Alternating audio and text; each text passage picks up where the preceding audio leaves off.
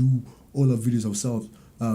We literally make all the strategies myself. I plan, for instance, so what I do as well, that when I work with all the other artists except in the label, I plan a year. So I've got this big big thing, year planner, like on the wall, where I strategically schedule who's dropping strategically, where now everybody, where nobody steps in each other's toes. And anyone's toes. But within that label. And then also with all the artists that I try to create a network where people know who's dropping, But sometimes, it happens that you drop on the same day as somebody else. So that, the albums and all that stuff and the tapes, and I strategize when the interviews are and stuff like that.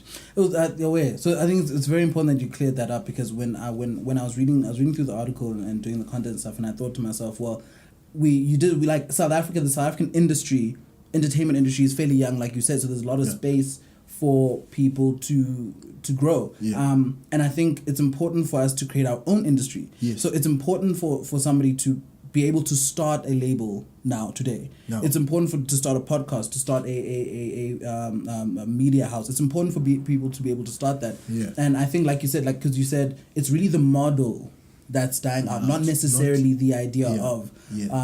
So that's cool. No, that's very cool. That makes a lot of sense. And then, so all in all, you're saying it is possible for somebody to start a label today? Yeah, but with a totally different business model.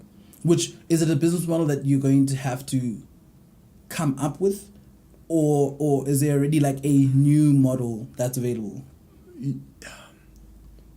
Not necessarily the business model. Like, for instance, how the labels are essentially supposed to work for me is the first lesson that you learn in marketing class, in a sense.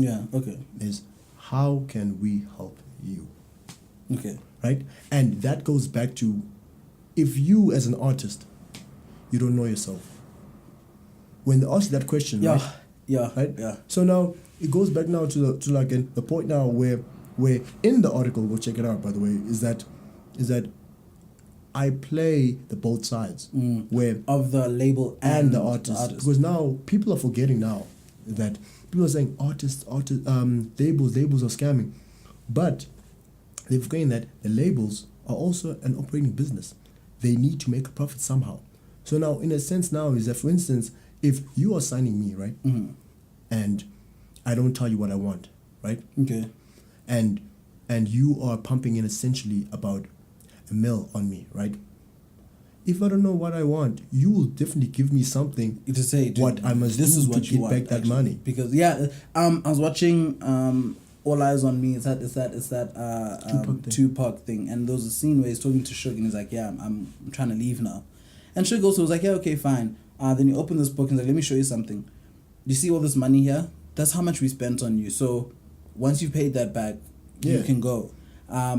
So money is important. Money is very important. And in that moment where you think, oh no, Suge's being a dick, not really. As from the perspective of a business, he made an investment, and there are certain returns that you expect off that investment. Exactly. So I mean, there are the things about Suge Knight. But that's just from the principle of a business. And I guess a lot of guys don't necessarily think of whatever they're doing as a business. Like for this podcast, for example, for the longest time it was just a hobby, and there's business or monetary potential, but it's about the mindset. You need to start changing that. Think, no, this is actually a business, and think along those lines. That's absolutely vital. And honestly, the biggest issue for now for artists is that they want to get paid now.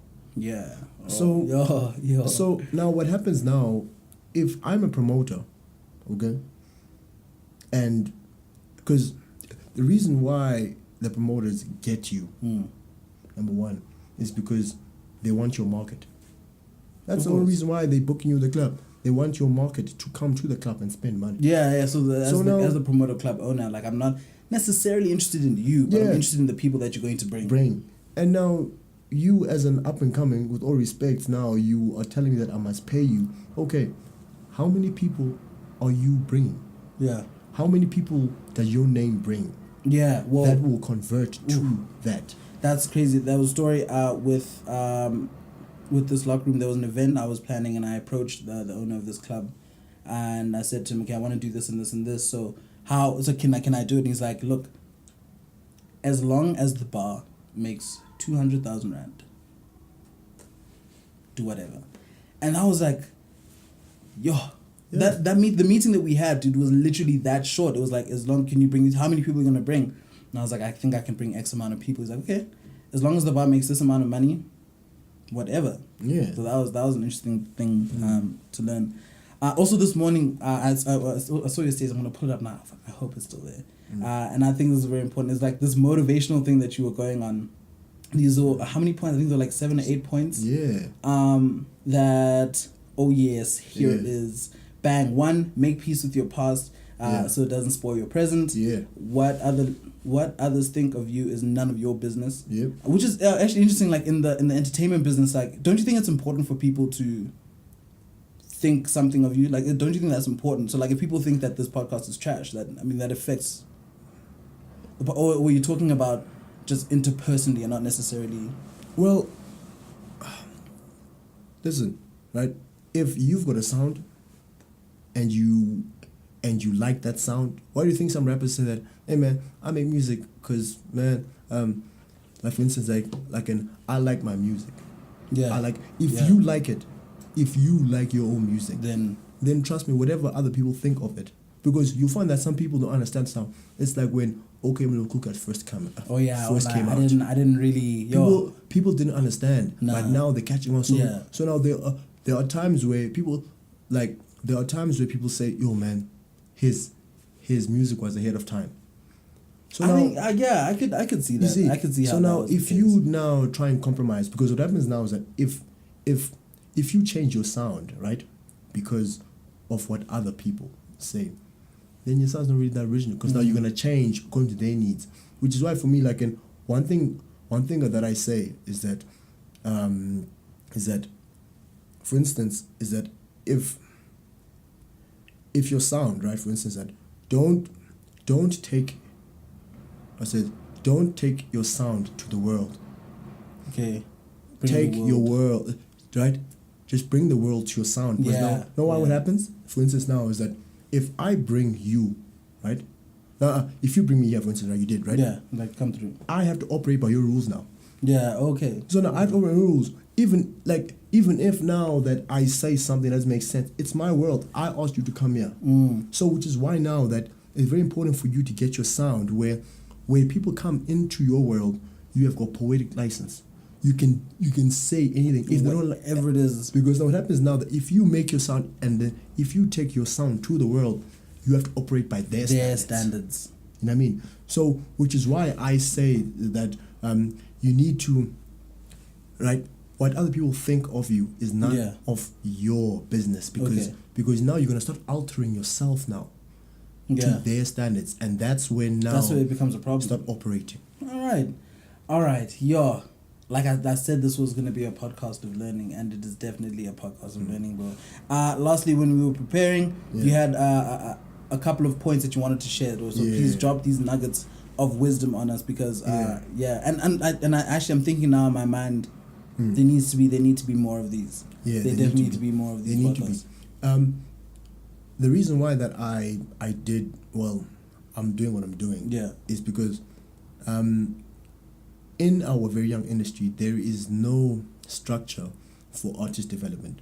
So you'll find now is that most labels want the already finished product.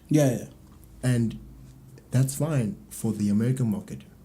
Because they got so so big, and there's so many to choose from. And it's been alive for such a long time. But if we're young, right? If we're a young industry, and there is no artist development structure, then that's why you still find now is that the only people that are popping up, like, there's no new people, like, because obviously there's always one that pops up, always one, but literally in a market where there is growth and development, you'll find that in a year you'll probably find 5 that are popping up. But now, you see, which is why for me it's very important for artist development, literally, like, to put these structures in. So one thing that I wanna say is invest in yourself. Okay. Invest in yourself. Even if you've got that lousy 50 rand or that, like, put it in the bag. Put it in the account where you find that you can literally use it for so many things. Number one, on Facebook, boost your post. Yeah, with that same 50 rand bucks, yeah. will get you about 150 people to see it. And number two is see everyone you meet as a market. Oh, okay. So now you'll find, right, there's myself, you, and Earl there, right? Yeah. I bet you now, three of us, we know at least 100 people, right? Yeah, between the three of us, I think. So, which is why now I'm like, if you view everybody as a market, so you know what? If I am able to influence this person is a market on his own. When now Younger knows 100 people, he will share it with those 100, and that is how you grow, right? If we like, don't get upset if you get about 5 downloads, right? Okay. View it in like a totally different angle. Capitalize on those 5 people. Because those are 5 people that you would not have otherwise had. Organic. Yeah. Which is why I'm still gonna speak about the streams and downloads thing for another day. But if you have 5 downloads, those are the people who spent their data to sit and listen and download. But if you are saying like, hey, I want to have 5 downloads, and you start to concentrate on those 5 people. 5 people, they're a market on itself, and they literally know 100 people. Yeah, and you go to them and just to thank them. And that's what I try to do, like on Twitter, is like everyone who retweets and stuff. Because right now I can still manage to go to them like, yo, just thank you. Yeah, thanks. And then that creates a brand equity. Yeah. For you as a company, where you're like, you know what, which were for me, like when I started like talking to you guys, that like I really saw, I was like, you know what, these people have got a genuine agenda and mission statements. And mission statements are very, very important. Very, very important for labels as well. You need to, before you sign or anything like that, look at what is the mission statement. Yeah, I guess what are you trying to achieve? Which is the whole Mabala noise situation that I was writing about currently. Yeah. I knew that it wasn't going to last. And I'll tell you why. Why? I remember when they came out and literally signed like half of the industry, right? Yeah, they came out and then when they asked the owner, right? And then he was like, he was tired of seeing our legends die broke, right? Okay. From there, I realized that it was not about the music. You see, when the mission statement is very key, because... So would you say that statement that he made, you're taking that as a mission statement? But, which is why after that, right? After that, what was the biggest scandal that was coming out about the whole 3 million saga, right? Which goes hand in hand. So which is why for me is that as a person, if you are representing locker room radio, right, what you say will stick. So if the first thing you say is about money or dying broke, you know that it won't, because you tell me now, please just give me one song from that label ever since it came out, like from the one artist that is actually legendary, or it came out and became a banger. I'll wait, like literally. I'll wait. So it comes back, because then for me, I know my mission statement and I live it every day, and literally that is my guideline. For me, it is to help and equip. Is to help and equip all artists with the relevant information and tools that will contribute to their success. Done. You see, from there now that I know now is that I need to, whenever I write, I need to be more informative. I need to at least give somebody some tool, something that will go away, something. Exactly. Mission statements are very important. Okay.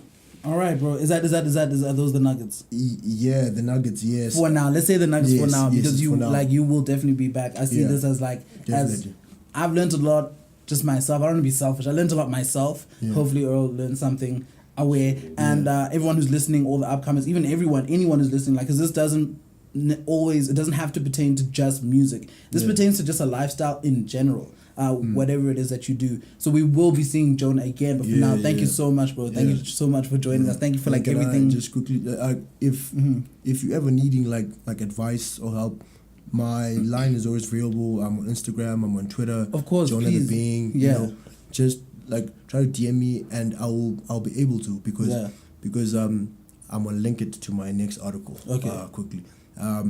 There's this whole thing about not. It's about wait. What do these guys say? They say the game is sold, not told.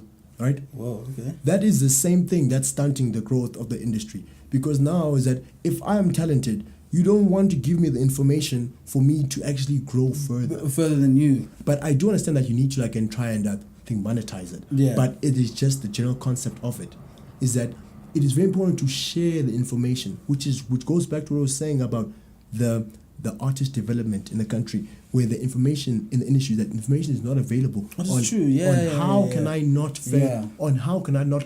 Yeah. How can I not take the same L's, like as my past else. geniuses did? Yeah. No, of course. Like what we were talking about before, the whole collaboration thing, is that it also goes for information. Like we need to in a sense stop competing against each other and give people what they need, because that creates a very healthy market of competition and really solid work.